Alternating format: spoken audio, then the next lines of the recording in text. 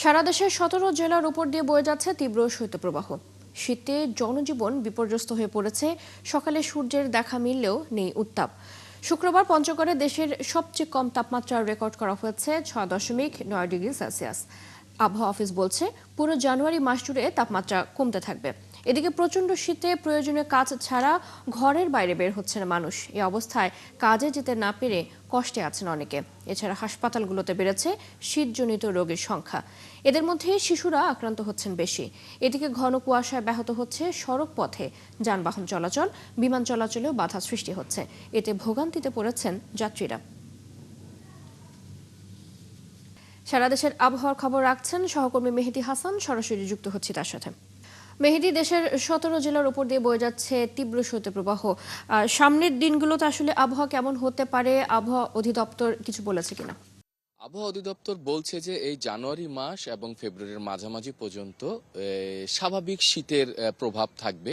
এটা আসলে তারা খুব বেশি যে শীত হচ্ছে, অনুভূত হচ্ছে বা ঠান্ডা পড়ছে বা তাপমাত্রা খুব নিচে নেমে যাচ্ছে এমনটা বলতে চাচ্ছে না। তারা বলছে জানুয়ারি মাসে যে টেম্পারেচার বা তাপমাত্রাটা এখন আছে সেটা খুবই স্বাভাবিক।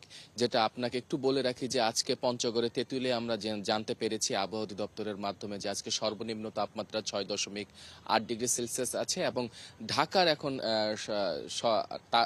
তাপমাত্রা হচ্ছে ১২ কাছাকাছি। এখন যেটা আবহাওয়া অধিদপ্তরের আবহাওয়াবিদরা বলছে যে এই জানুয়ারি মাসে আরও ৩ থেকে ৫টি মৃদু এবং মাঝারি শৈত্যপ্রবাহ থাকতে পারে এবং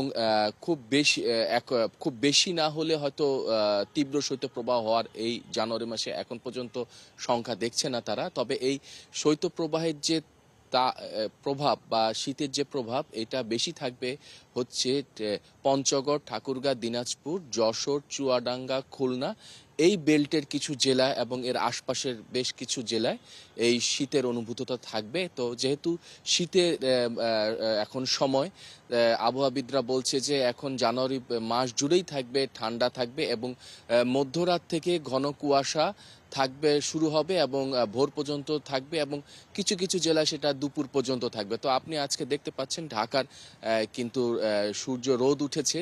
তাপমাত্রা আপনাকে যেমনটি বলছিলাম ১২ দশমিকের কাছাকাছি এবং ঢাকা ছাড়াও বেশ কিছু জেলায় কিন্তু এখনও ঘন কুয়াশা আছে, সেখানে শীতের মাত্রা অনেক বেশি এবং এর জন্য আপনি যেমনটি বলছিলেন যে যান চলাচল, বাস, নৌপথে এবং বিমান চলাচলও কিছুটা বিঘ্নিত হতে পারে এবং যাত্রীদের তো ভোগান্তি আছে এবং শীতের যে রোগগুলো আছে সেই রোগ বালাইগুলোও কিন্তু আসলে মারাত্মক আকার ধারণ করছে এবং সেখানে কিন্তু সবচেয়ে বেশি ভুগছে শিশু এবং বয়োজ্যেষ্ঠরা।